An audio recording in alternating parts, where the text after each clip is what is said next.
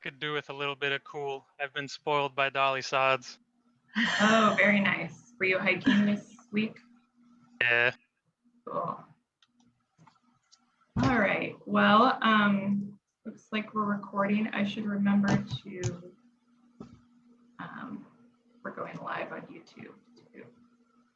Thanks everyone for bearing with us. This is really our first virtual apprenticeship showcase. So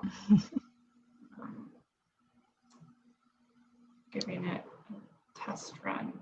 Although we did do a dress rehearsal and everything went smoothly. Yeah. Our forte isn't being indoors, and it definitely isn't technology. Yeah, you guys really did some great adaptation this past year. Taking a little while to go for the live option to turn up. So maybe I'll just get started with the introduction, and then hopefully it'll come up soon and we can broadcast to YouTube. So thanks so much everyone for joining us today. This is the first of our apprenticeship showcases. So like I said, we're kind of doing a test run and making sure all the technology works out. Though we did try it in a dress rehearsal, it's nothing like the real thing. So my name is Emily Hilliard, and I'm the West Virginia State Folklorist and Director of the West Virginia Folklife Program at the West Virginia Humanities Council. We are supported in part by the National Endowment for the Arts, Traditional Arts, Folk and Traditional Arts Program, and they support state folklife programs across the country. And the NEA supports in part this apprenticeship program as well, which is really the flagship program of the Folklife program. So the West Virginia Folklife Program works to document, present, sustain, and support West Virginia's vibrant cultural heritage and living traditions. And you can find more about our work on our blog at westvirginiafolklife.org or on our social media sites at WV Folklife. So we're here this afternoon to celebrate some of our participants in the second year of our West Virginia Folklife Apprenticeship Program. The program offers a stipend to West Virginia traditional artists or tradition bearers working with apprentices on a year-long in-depth apprenticeship in their respective cultural expression or traditional art form. And these apprenticeships are intended to facilitate the transmission of techniques and the artistry of the tradition, as well as their histories. So in 2020 to 2021, which has turned out to be a very unusual year, especially for apprenticeships where we really are valuing the face-to-face interactions. But our 7 pairs in 2020 to 2021 are an apprenticeship in agroforestry / forest farming with Ed Daniels of Mill Creek and Clara Hazlett of Wellsburg, Old Time Fiddle with Joe Herman of Hampshire County, and Dakota Parker of Cape and Bridge, who is Lenie's daughter. Old Time Banjo of Central West Virginia with Kim Johnson and Cody Jordan, who are both of Kanawha County. Home Birth Midwifery with Angelita Nixon of Putnam County and Christine Wyrick of Fayetteville. Seed Saving and Related Storytelling with Mehmet Oztown of Reedsville and Lafayette Dexter of Fayetteville. And Sheep to Shawl, the art of raising sheep and creating fiber arts with Kathy Evans of Brewston Mills and Margaret Bruning of Elkins.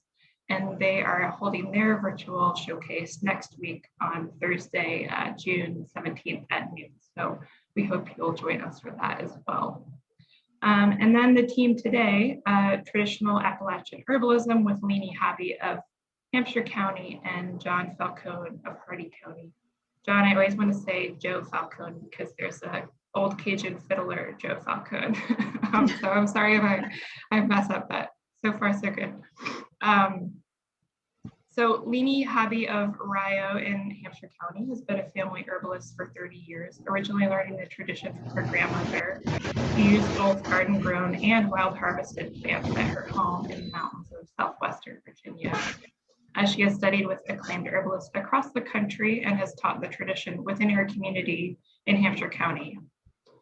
Falcone is a novice herbalist who hopes to apply to his skills to his future homestead in West Virginia, and is a particular expert in wild mushrooms, I've learned over the course of the apprenticeship. So like I said, 2020 was obviously an unusual year, which required apprentice pairs to adapt so they could safely continue their work. Some, particularly those who depend on a seasonal knowledge, like seed saving and forest farming, have prolonged their year. But it was really incredible to witness how these pairs persevered to make their apprenticeships viable, whether that was through virtual meetings or phone calls. I think our agroforestry pair had the master artist on FaceTime and was looking at best spots in the woods where she lives to plant ginseng. So people got very creative, some masked and socially distanced outdoors, sent materials through the mail, etc. So in this presentation, Leenie and John have prepared about a 14-minute slideshow that really focuses on how they adapted their herbalism apprenticeship during COVID-19.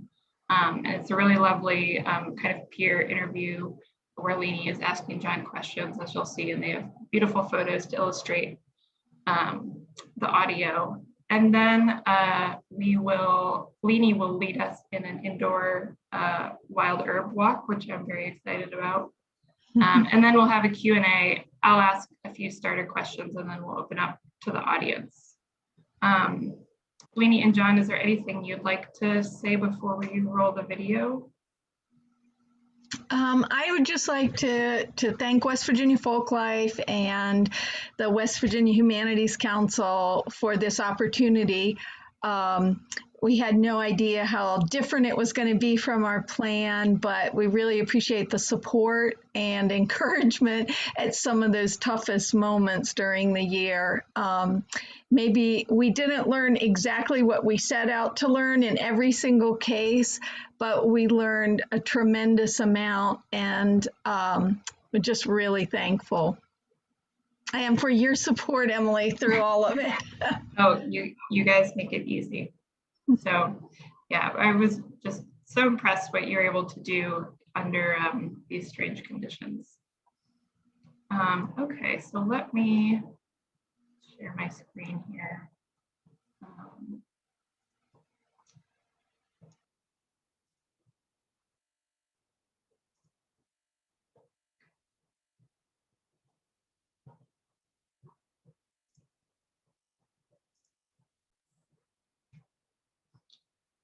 All right, are you able to see the full video across the screen? Okay, cool.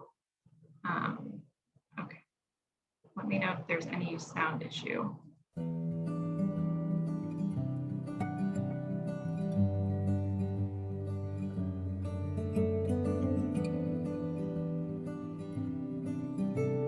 I can't imagine this year ending any differently than what I originally pictured.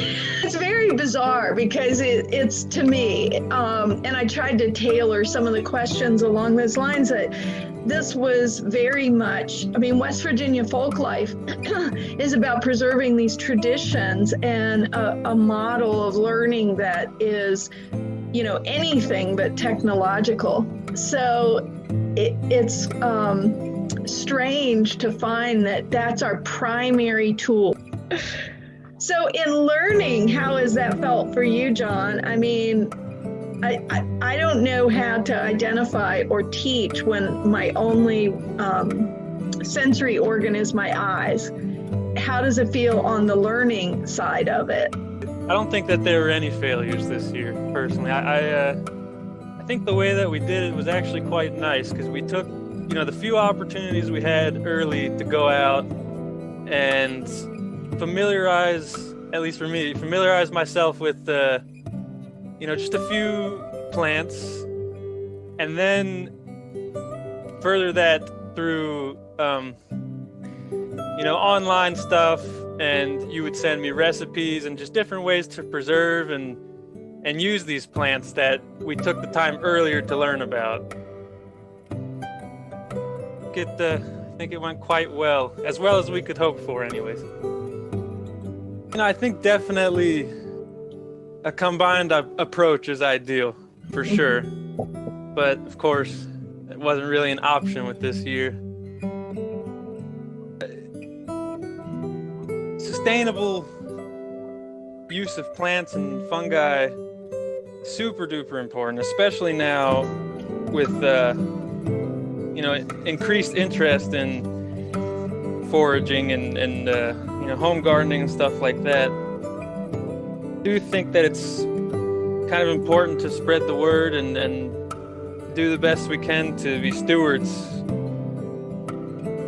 to our abundant plants and fungi out there, because without that mindset, they could quickly become,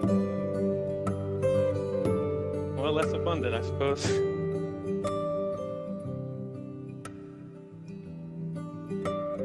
Probably a pertinent question at this moment then is for you.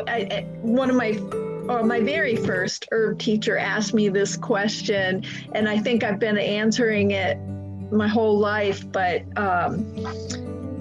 the question is to define an herb. And I know a botanist would say, oh, it's any non-woody herbaceous plant that dies back to the ground. But every herbalist I know uses all sorts of things like mushrooms and considers them to fall under the category of an herb. So what's your opinion? What's an herb? I don't know. I think I kind of like it as a more of a catch-all term. Mushrooms, plants, anything that grows in nature and can be used for, let's say, food, medicine, and craft. Would consider that an herb, I say. I agree completely, and I think I'm always tacking on my ongoing definition for an herb that I've been adapting for 35 years or whatever. It keep tweaking it just a little bit, because of course now I'm thinking about things like, and so originally I was thinking in terms of what's beneficial to and for humans. And now, especially this year, my mind is all about the pollinators. I think that in my garden, I'm only going to grow flowers this year. There'll be herbs, of course, and I'll do some harvesting, but I am really thinking about the pollinators. The bees had such a hard year last year, and I just want to give back to them because I know that their work ends up giving back to all of us, the life of the forest and humans and animals. And so it just seems like a really good year to give back. So my herb definition keeps expanding and expanding. And it's kind of anything, An herbalist will draw on all kinds of tools. From the very beginning, I realized that an herbalist isn't going to be limited to just the leafy parts of a plant. They're going to use seeds and roots and fruits, and it's going to be the food that's on your plate, whether you're healthy or feeling ill. It's going to be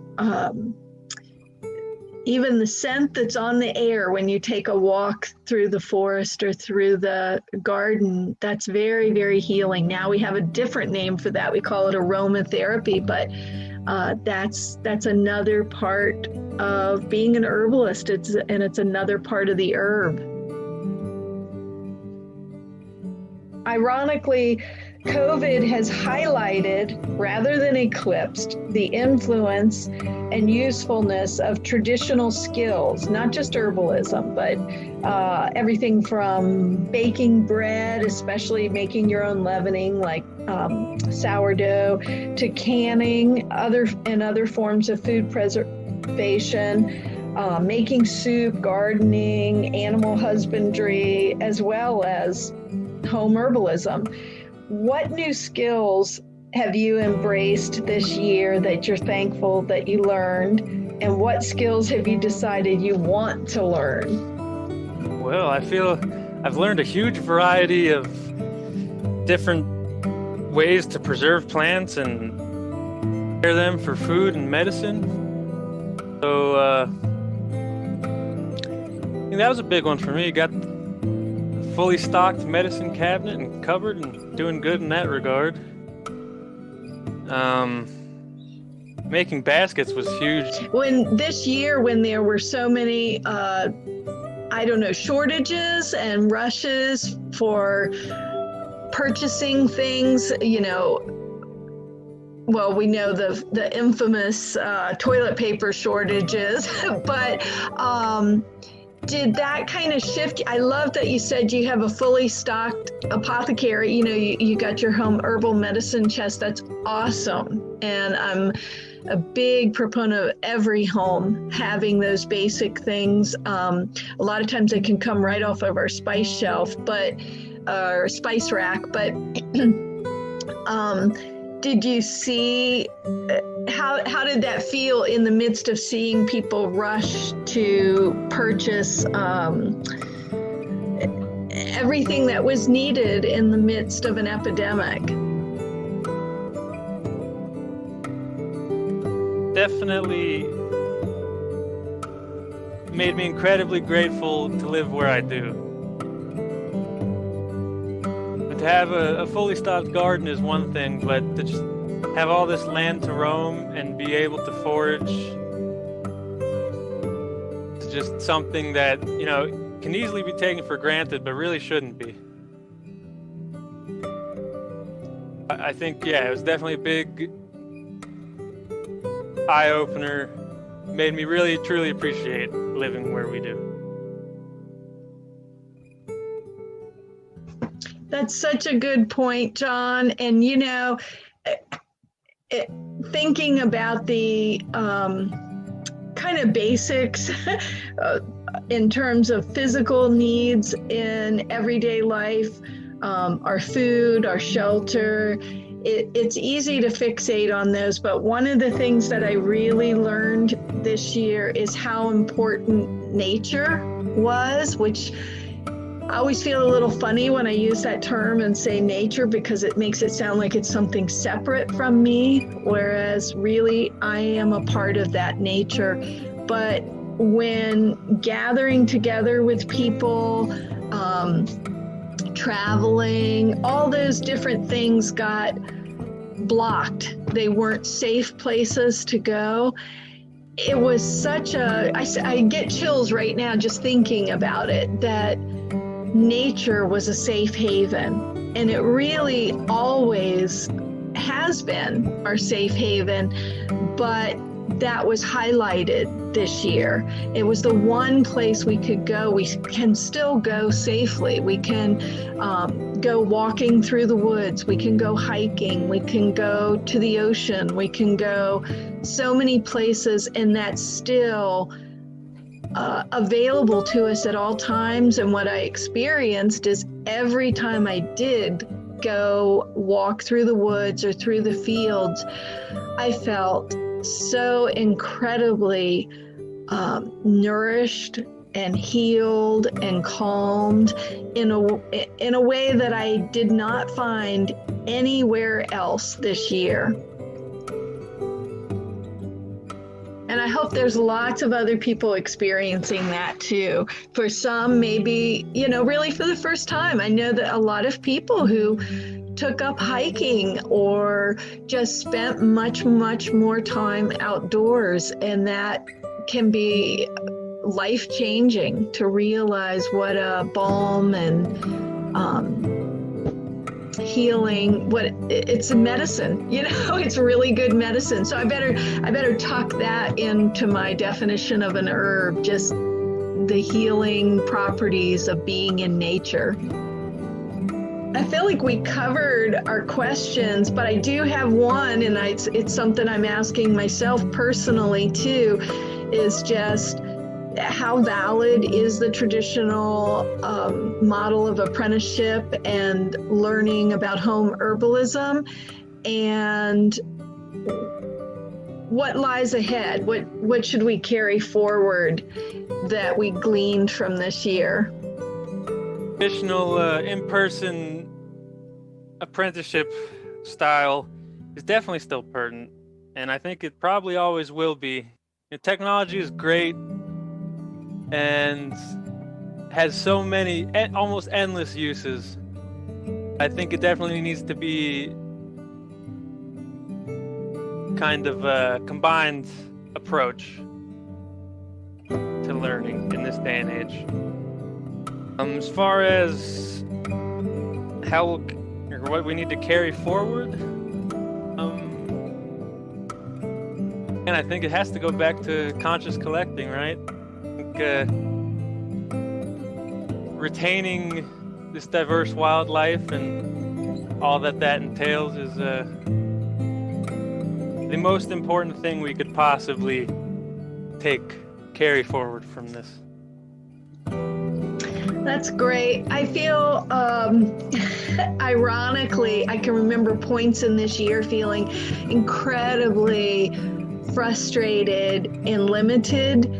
And yet, as we come to a close for this year, I feel, in a sense, like a lot more clarity and a lot more gratitude that you pointed out a number of times, John, that this is just the beginning. This is a lifetime of study. Herbalism is always a lifelong study, and because it's about a relationship. So there's not a point where you graduate from learning.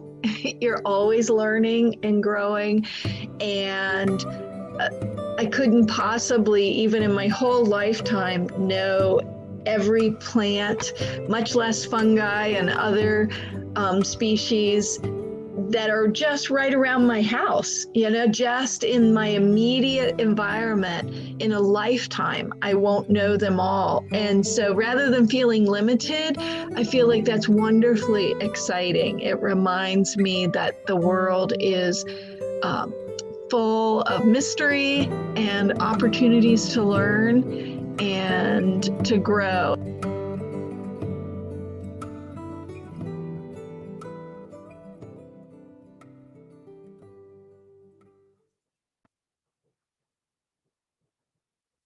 All right, that's such a sweet video. You ask such good questions, Leenie. So why don't I'll hand it over to you, and you can lead us in the indoor herb walk. Okay, I'm going to, what I'm going to try to do, because I did see some questions pop up and I know that you're going to be reading those. So I'm going to go sort of quickly through, because I think there's about 10 slides in there. I don't remember. And usually my wild herb walks last like 90 minutes. So I'm going to just say a little bit briefly about the plants that come up. And then if there's specific questions, I'd be happy to answer them, or maybe John can answer them when we get past the slides. Just give me 1 minute to go. Okay, okay. In the meantime, there is one question in the chat about medicinal plants. Okay, let me see if I can find it. Okay. Oh, a difference between a medicinal botanical and an herb? That's a great question. They can be used interchangeably, but an herb could also be something that's primarily used for culinary purpose. For example, oregano on your spice rack. The great thing is that's a great place to start. I often encourage people, if they want to begin to learn about medicinal plants, to start with what they already have, because many of our culinary herbs also do double duty for medicinal purposes. So while a medicinal botanical may be a specific way to use an herb, it's not the exclusive way. There's other ways that they can be used, from culinary, body care, home care products, all sorts of things. Okay. Leenie, I have the slides up, and just let me know if you'd like me to toggle through them. Okay, yes. This one, I'm usually doing my initial wild herb walks in the early spring. And so this plant, chickweed, is usually up, one of the very first plants that comes up. And most people recognize it because it's often in our gardens, and they pull it out. So right now it doesn't like heat. So probably this plant has gone dormant right now. But if you recognize it, feel free to taste it sometime if you know it's from a safe place that hasn't been sprayed, because it's delicious. I really like it in place of lettuce. It has a similar mild flavor to lettuce, and it's kind of crunchy the way romaine lettuce is. It's got a little crunch to it. It's cooling and moisturizing. If you make an oil or a salve out of it and you use it externally on your skin, it's very skin softening and healing. If you make a tea with it and take it internally, it has those same qualities on your internal organs, like your stomach. It's very soothing and calming for an upset stomach. One of the special things about this plant, about chickweed, is it's almost always included in diet tea formulas. If you ever see those in the grocery store, if you flip it over, chickweed is usually the first ingredient. And that's because this plant really helps us metabolize fat. So after a long winter of heavy meals, maybe a lot of fatty meats and root vegetables, starchy vegetables, it kind of boosts your digestion and helps improve your metabolism. So that makes it popular, but it's very tasty and delicious. So just throw it in some salads or drink it in a tea. Very mild flavor. Okay, you can go forward, Emily. This one's also out in the spring. I still have some out there now. Cleavers is a lymphatic. It helps to improve your immune system, because our lymphatic system, if you've ever had swollen tonsils or swelling in your armpit, we have lymph nodes all over our body. That's your lymph system working. And cleavers, this plant is particularly good at keeping everything flowing through your lymphatic system. It's very, very mild, not a strong flavor at all. Probably, I think you might have seen a slide in our video where we had this green drink we were straining through a sieve. That was this plant, cleavers. People will take it as a green shot to kind of boost their lymphatic system. It has this quality of sticking. That's how it got its name, cleavers. If you just throw it against your shirt, it'll stick there like a pen or a badge. And so that's how it got its name. And it does, if you look very closely, maybe almost under a microscope, you can see these fine hairs that have hooked ends, almost like pieces of Velcro, and that's how they stick together. And you can see the small picture of my daughter. When the kids were little, I always made crowns out of them, because you could just shape it in about 10 seconds into a crown and then stick little flowers in it. Yes, that's the same as bed straw, Rachel. Our Lady's bed straw is another one of its common names. Gallium aperine is its scientific name. So this is throughout the woods. It likes cool springs. It's starting to go to seed now. but it's really easy to identify because of that sticky quality. Okay, go ahead to the next one.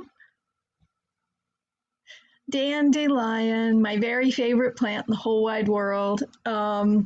This plant, I guess one of the reasons that I love it is because I can be contrary, and people love to hate this plant, so I love it.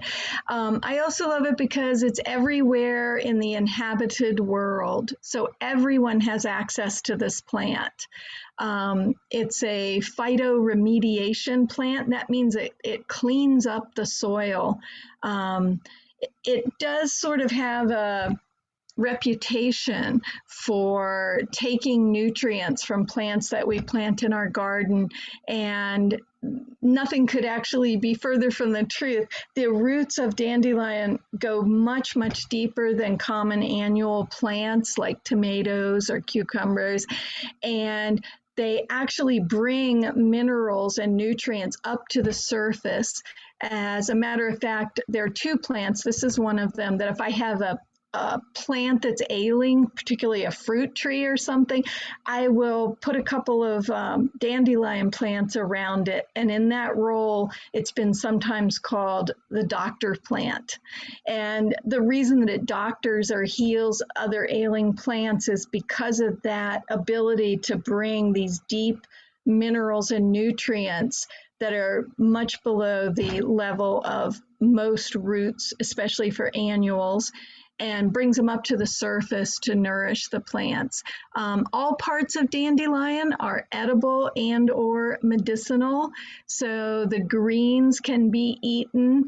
The roots can be roasted and made into a coffee-like beverage. I sometimes make roasted dandelion mochas for people at events, and that's delicious. The seeds have a lot of protein in them, so you can munch those too. The flowers make a wonderful jelly. We made quite a bit of that this year.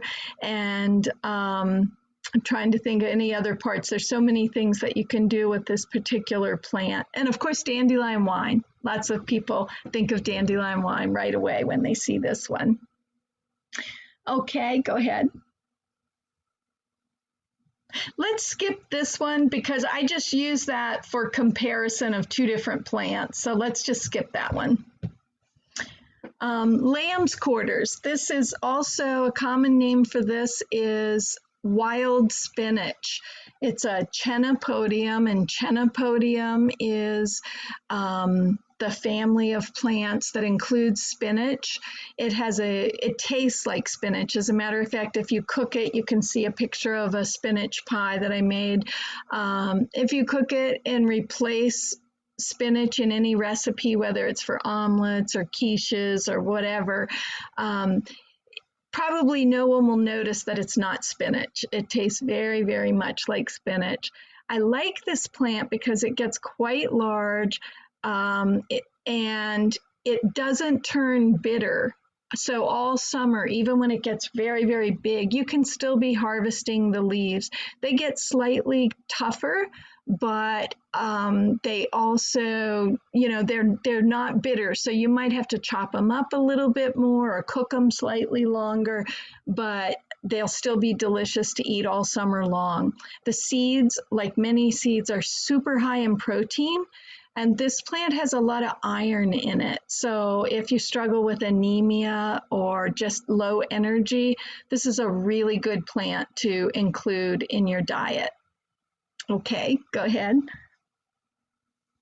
Common mallow.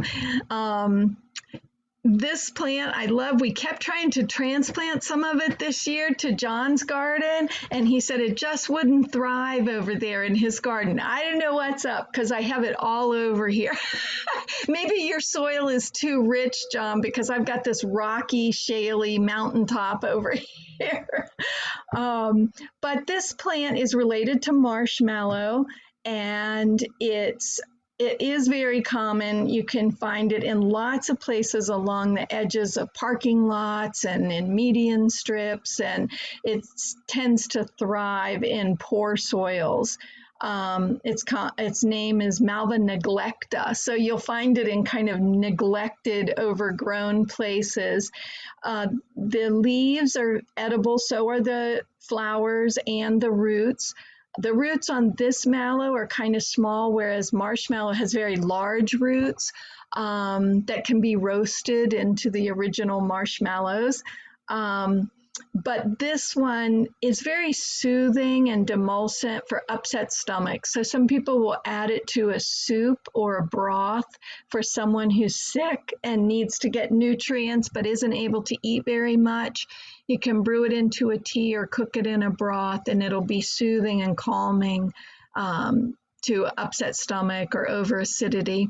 And you can also use it externally. It'll be demulcent and soothing to inflamed skin as well. Okay.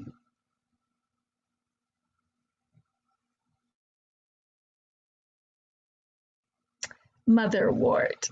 Now this one did transplant well for John, I think. I'm pretty sure he got some motherwort moved over to his garden. This plant I absolutely love and have at least 30-year relationship with this plant. Right now it looks just about, at least at my garden, it looks just about like that picture on the left. It's starting to flower. You can see that the small flowers appear in the axils of the leaves, and it's very symmetrical. Alternate leaves, everywhere there's a leaf, there's one exactly opposite that leaf. The stems are square, which tells us that it's in the mint family. And it's not aromatic. It just has kind of a green smell and taste, kind of bitter. So it's often made into a tincture as opposed to a tea, but you can drink it as a tea.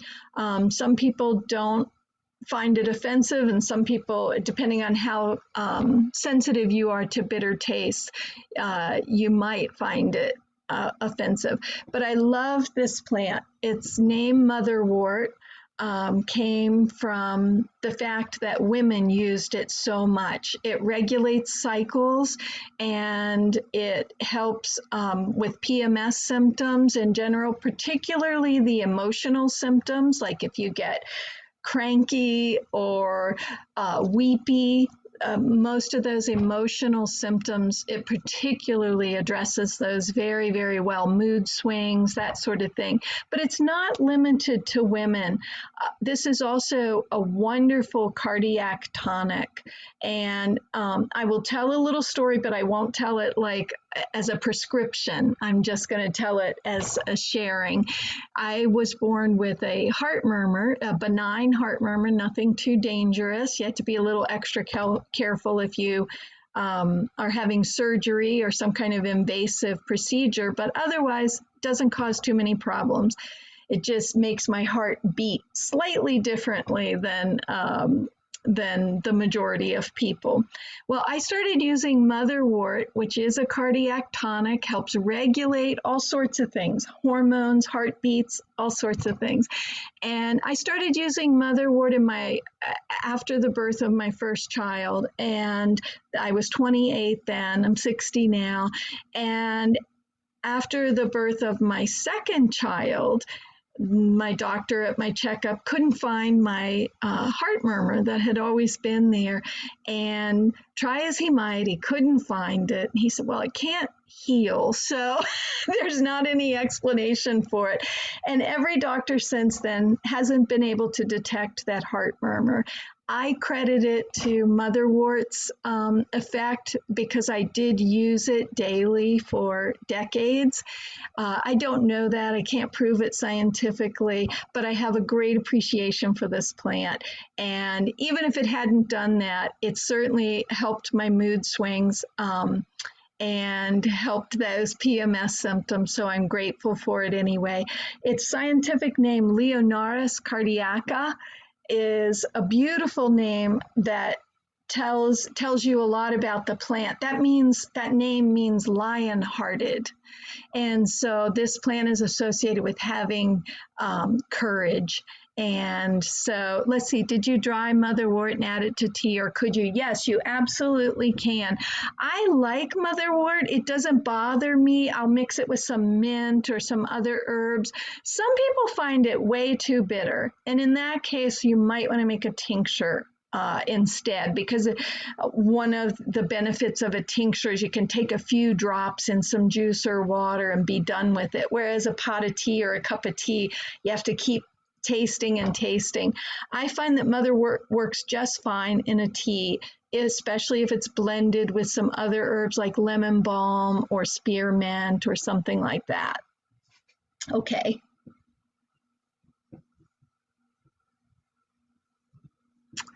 Mullein. Probably everybody is seeing some of this. It's starting to get pretty tall.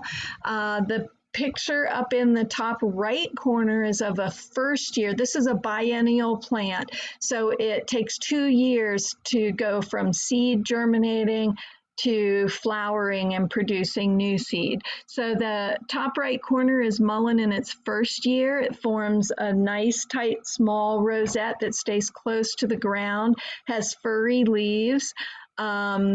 And in the second year, that picture on the left is when it shoots up really tall. Sometimes they tower over me, and it goes into flower. You can use all parts of this plant.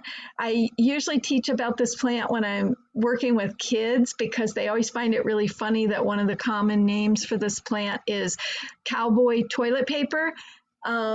Because there is a tradition. So see, this plant could have helped us during COVID when there was the toilet paper rush, you know. These leaves were supposedly used in the wild as a safe kind of toilet paper. I can't say that I've ever used it in that way. I dry the leaves. They make a nice tea. Once again, I like to add, it doesn't have a strong flavor. I like to add some other mints or lemon balm or lemon verbena, or just for a little bit of flavor. But it is actually very good for breaking up bronchial congestion. So if you get a cold or that settles down in your chest, this helps. It helps you expectorate to break that up and get that out. I always steep the flowers in oil and kept that on hand for decades because I have 4 children. It's just great for earaches, either alone, the oil alone, or mixed with garlic. Is very, very good for mild to moderate ear infections. Not a serious deep ear infection, but inner ear, but a middle ear infection. Very, very good for that. I haven't used it a lot, but I've started to make a tincture with the root, which is said to be very good for prostate health and for low back pain. So I'm going to start experimenting with that a little bit more, but I haven't used it yet in that way. You can also harvest those in the fall and winter when those stalks, the flowers die back, those stalks are left standing in the field. You can harvest those and kind of shuck all the leaves off, and then dip or paint on melted crayons or some type of old candle wax, and that gives it one of its other names, which is nature's candlestick. They make kind of really nice torches for camping and things like that. They'll even keep burning in the rain. So that's a fun use. Okay, go ahead. Leenie, do you want to do one more and then we'll open up to questions? Perfect. Yes, let's do that. I'll ask some questions. Okay, great. Okay. Okay, garlic mustard. I'm glad this one got in. This is a plant also that people really love to hate. And it is considered an invasive. Oh, I see. I put 3 mustards in there. They're all in the mustard family, but I'll mainly highlight garlic mustard. This one is non-native, and so it has come in with a vengeance. I call it a pioneering plant. If you clear land, you'll have this pop up all over. But it is delicious to eat. It tastes like a cross between maybe broccoli and garlic. So when you cook that, it has those anti-cancer properties of the broccoli family, the brassicas, but it also has the antimicrobial and immune system supporting properties of garlic. So it's such a bonus. So kind of anything that you would cook or use, broccoli, kale, cabbage, anything in that family, and garlic in, this would be a great replacement. And since we're having all these garlic pulls where people are trying to clear it from our forests so that our native plants can thrive, take it home and cook it. You can blanch it and freeze it to use later in the winter and the off season, but good plant. So. All right.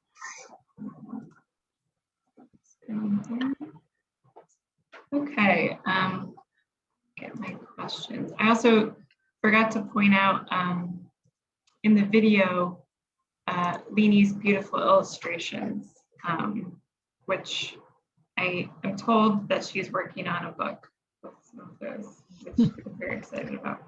And she also designed the flyer for the event and the event next week. All right, so I would just ask a broad question, which is kind of stepping back, but could you talk about how you define herbalism, the practice and the tradition? I almost want to have John answer that first.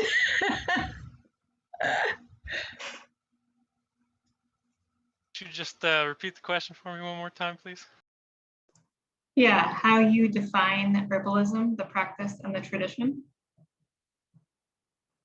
Yeah, I would say it's the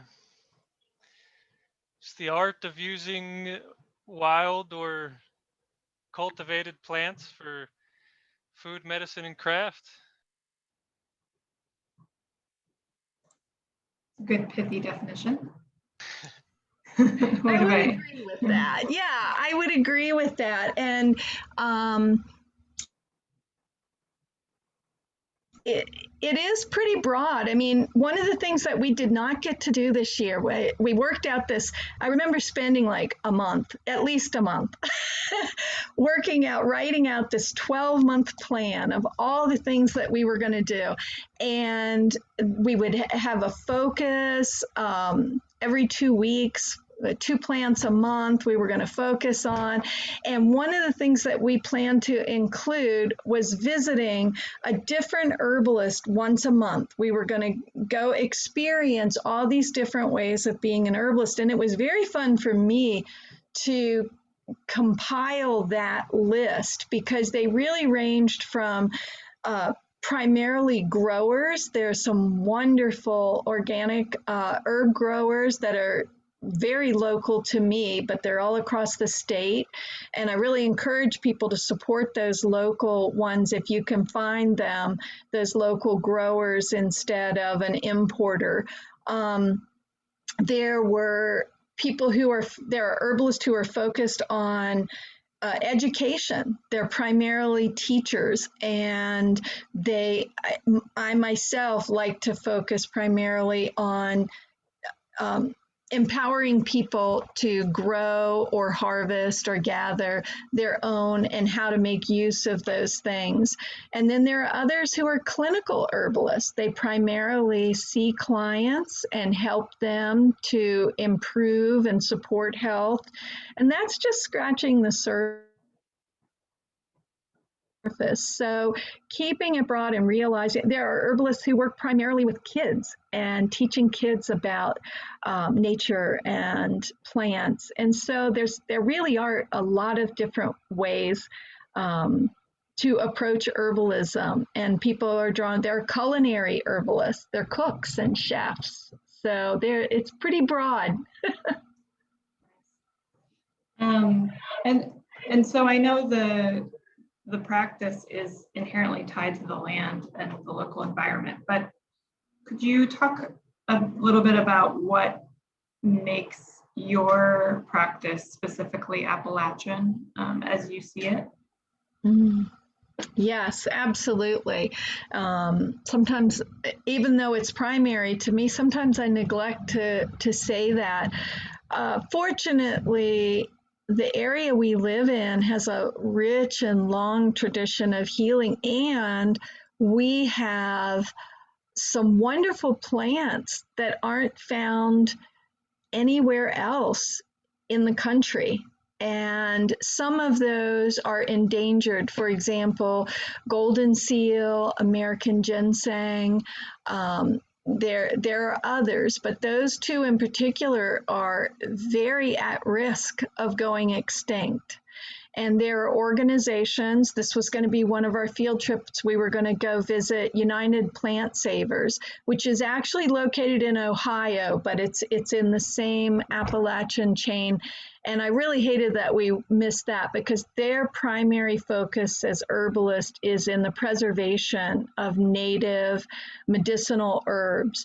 And so that tie to the land and the specifics of the Appalachian tradition, those plants, for example, golden seal, I honestly don't know a plant that's more effective as an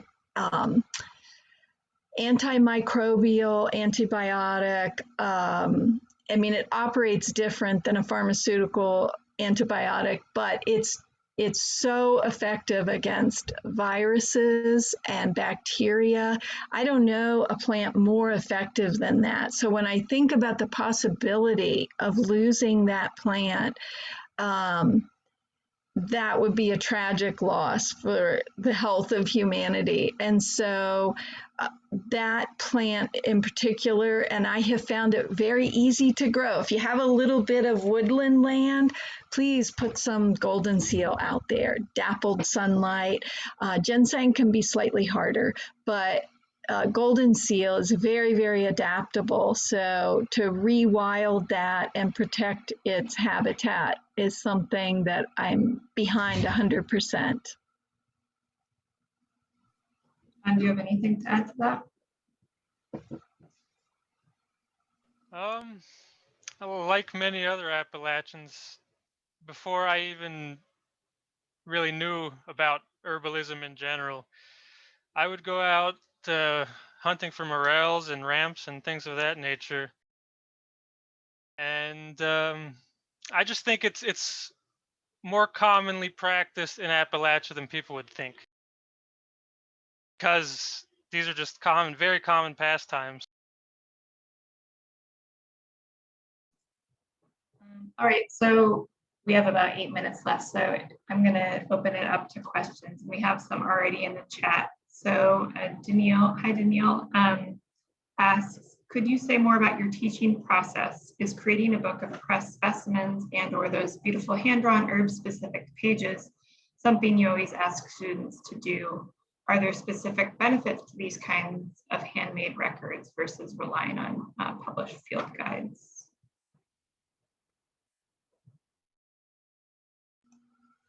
I almost forgot to unmute. That is a fabulous question, Danielle. I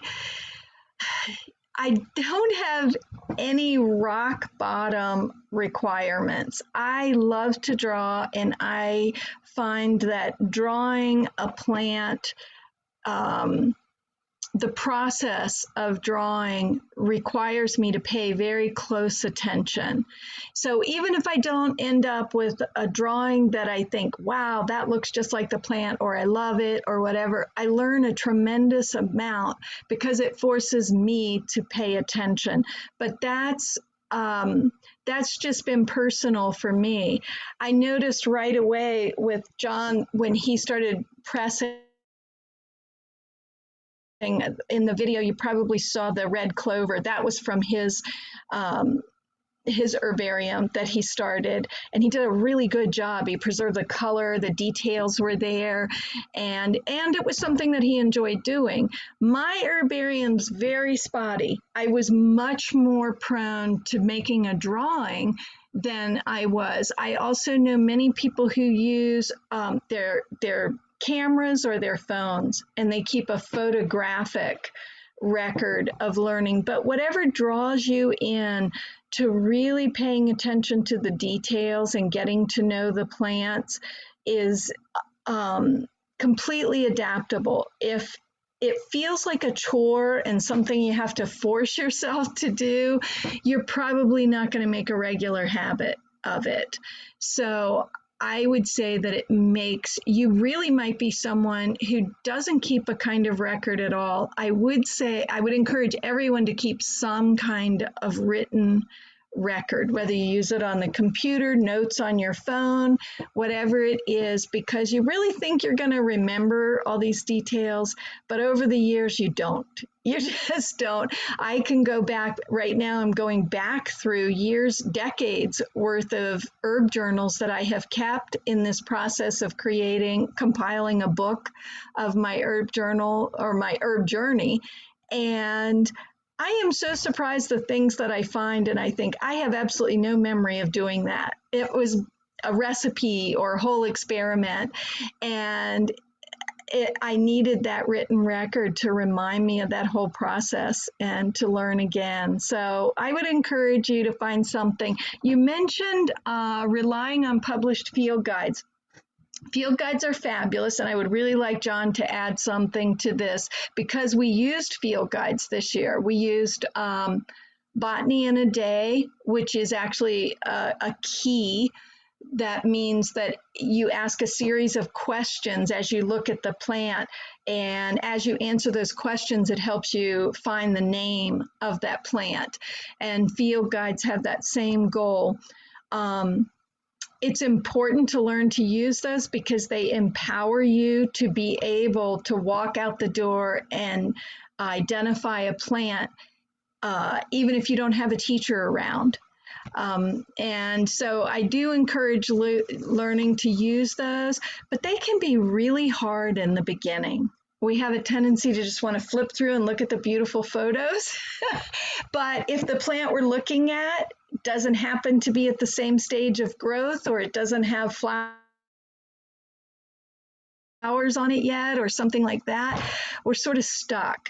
And it's also easy to fall in the trap of saying, oh, white flowers, this plant has white flowers, this plant in the book has white flowers, this must be this, and not really force ourselves to look at all the details, the description of the leaves and the fruit and everything. So field guides are really good, but get a good teacher and force yourself to read that introduction about how to use the field guide and then practice. What would you say, John, about field guides? It's definitely beneficial to have multiple. Like Leenie said, we use Botany in a Day, along with Newcomb's field guides and the Peterson's field guides. And they're all used a little bit differently, but use them all together and you got a really great combination there. Also, sometimes, I don't bring the field guides out with me all the time, but like most people, I usually have my phone on me. So if I find a plant that I'd like to identify, I'll just snap a few photos from different angles of the leaves and stem and just different angles of the plant to make it easier to identify. And I think it all works really well together. So someone has a question. Are you aware of cases of COVID-19 which benefited from specific herbal helps?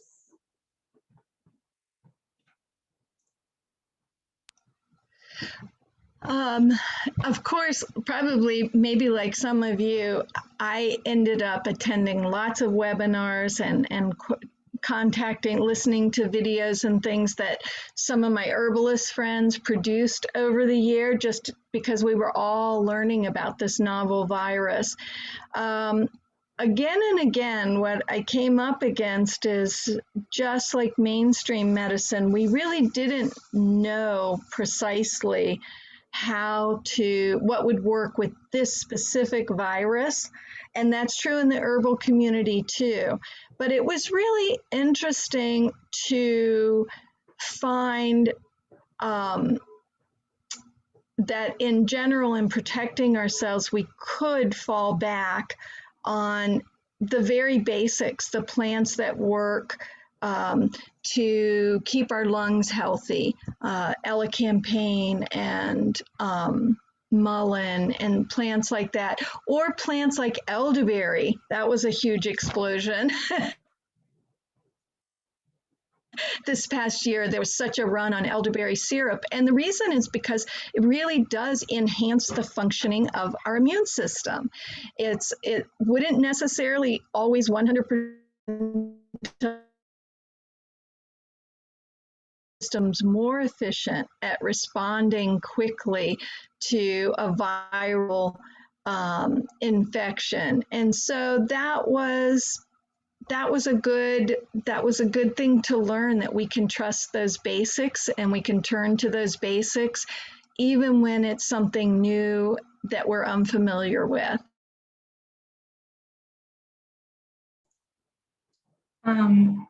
Danielle followed up and said, thanks for that answer about the illustrations. Keeping an illustrated field log is something that's encouraged during cooperative extension, master naturalist training, and it's something I've really enjoyed.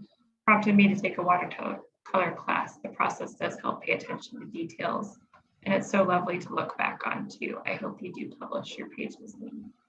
My internet was unstable there for a minute, so that broke up.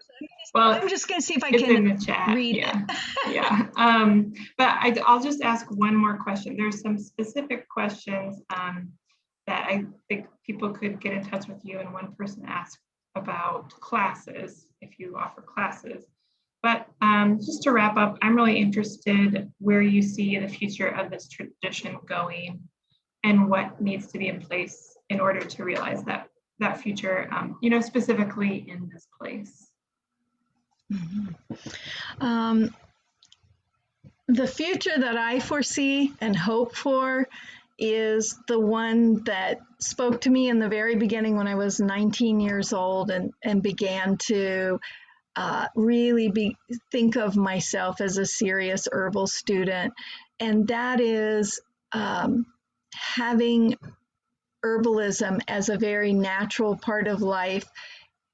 My vision was always an herbalist in every home. And that might sound very ambitious, but we don't think it's odd that every home has somebody who can cook. And many things about herbalism are as natural as being able to cook a meal from scratch. It might be a simple meal. It might be beans and cornbread. It might be a salad. It might be anything, but we can participate. And I think I haven't said so far, but I do really want to clarify that I do not see herbalism as in competition with mainstream medicine. I think we are so fortunate to be living in a time where we have access to the latest in medical science. I've been very grateful for that with the vaccines for COVID. It's just a very fortunate thing that when that's what's needed, it's available to us. At the same time, we can draw on thousands of years of traditions, herbal traditions, hundreds or thousands of years in some cases. And, for many everyday things, a tension headache, tired feet, a low backache, something like that, that there are plants right outside our door that address that beautifully, or even indigestion after a meal. There's so many things that we can do. And I think regardless of what area of life it is, anytime that we are active participants in the process of our own health and our own vitality and our own enjoyment of life, that's very empowering. So I very much so hope to see more and more people including herbs in their everyday life, and whether it's in their foods that they prepare or home medicines, for lack of a better word, that they create, or just beautifying their homes, the artwork they produce, that all of those ways and many more can include herbs. John, you have anything to add?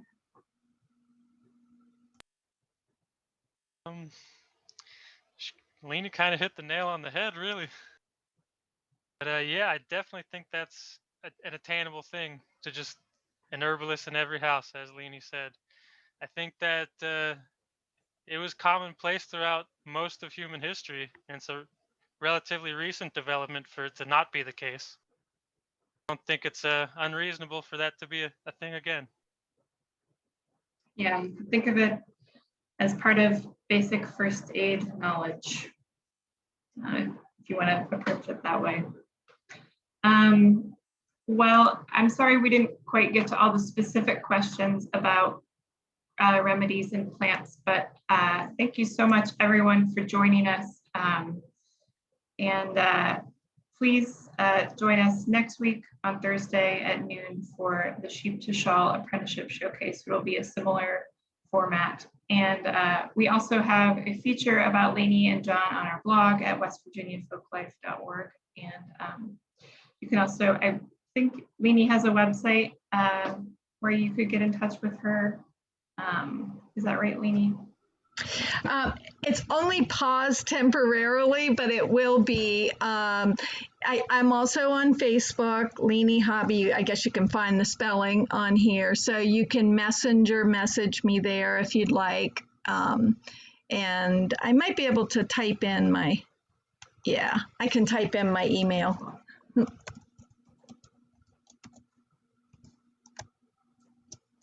And I just want to say congratulations to Leenie and John on a really successful and thorough apprenticeship year despite all odds. So congrats to you.